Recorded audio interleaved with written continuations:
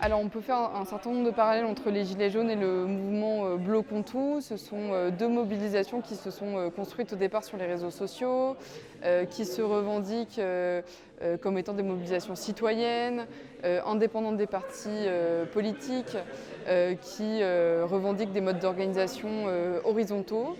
En revanche, il y a quand même certaines différences.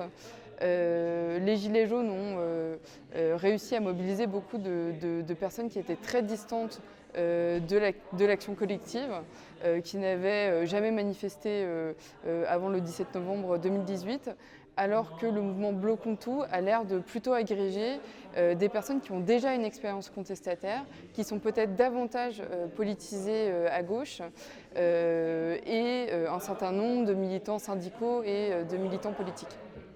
Configuration un peu différente à chaque fois, des équilibres.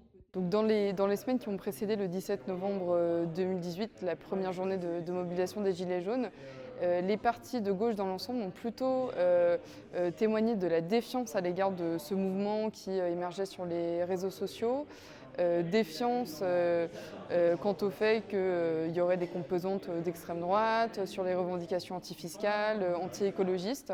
Et progressivement, les doutes se sont levés, avec d'abord des prises de position en faveur de l'annulation de la taxe carbone de partis comme le Parti communiste, la France insoumise, le nouveau parti anticapitaliste, Lutte ouvrière également.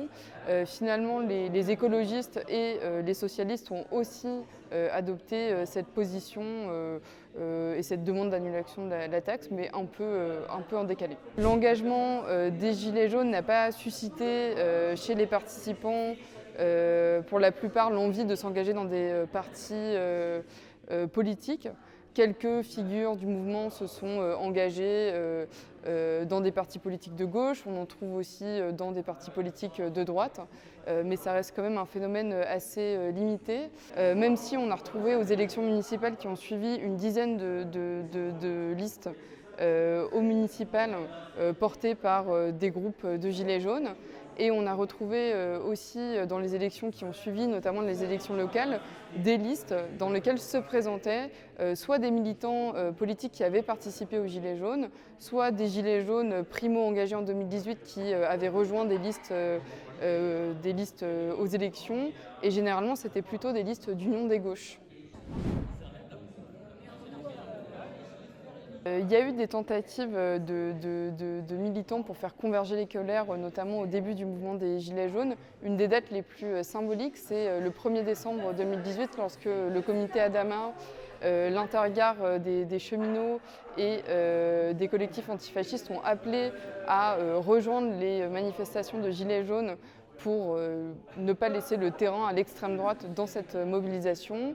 Donc c'est une date qui est restée très symbolique, qui a probablement encouragé des militants du mouvement social, des militants syndicaux, des militants de gauche à rejoindre le mouvement, mais symbolique aussi parce qu'elle n'a pas conduit à des convergences beaucoup plus approfondies entre militants de quartier et Gilets jaunes. Une des caractéristiques des Gilets jaunes, c'est qu'ils revendiquaient un mode d'organisation horizontal, qui refusait le leadership, tolérait uniquement à certaines conditions assez restrictives d'avoir des porte-paroles et des représentants.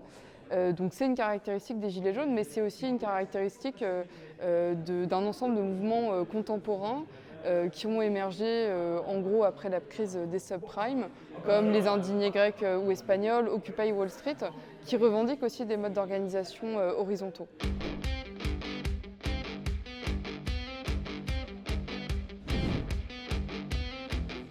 La simplicité de ces gens-là, c'est des gens simples et avec un fort sentiment de solidarité. Ça, c'est ce que j'ai ressenti. C'était très marqué.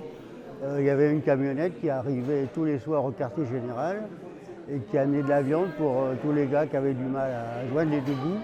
Et ça s'est produit tout le temps, jour après jour, constamment, quoi. Moi, j'ai cette image que je me suis fait peut-être toute seule, mais de gens qui étaient le dos courbé et qui se sont mis debout. Et il y a eu une répression très forte. Moi, je l'ai ressenti ici. ce qu'on appelle un peu les leaders que vous voulez, très rapidement, ils ont été mis en cause, ils ont été mis en garde à vue, ils ont eu beaucoup de problèmes, ils sont passés en justice, etc. Et puis la répression sur les ronds-points, c'était très fort. Ce qui a manqué, c'est peut-être une information honnête qui aurait pu effectivement montrer ce qu'était ce mouvement et le soutenir au lieu de jeter l'opprobre, au lieu de manipuler par ces médias. Oui, la manipulation. Voilà, je pense que ça c'est grave. Dans plein de mouvements, plein d'événements, les médias font un mal énorme.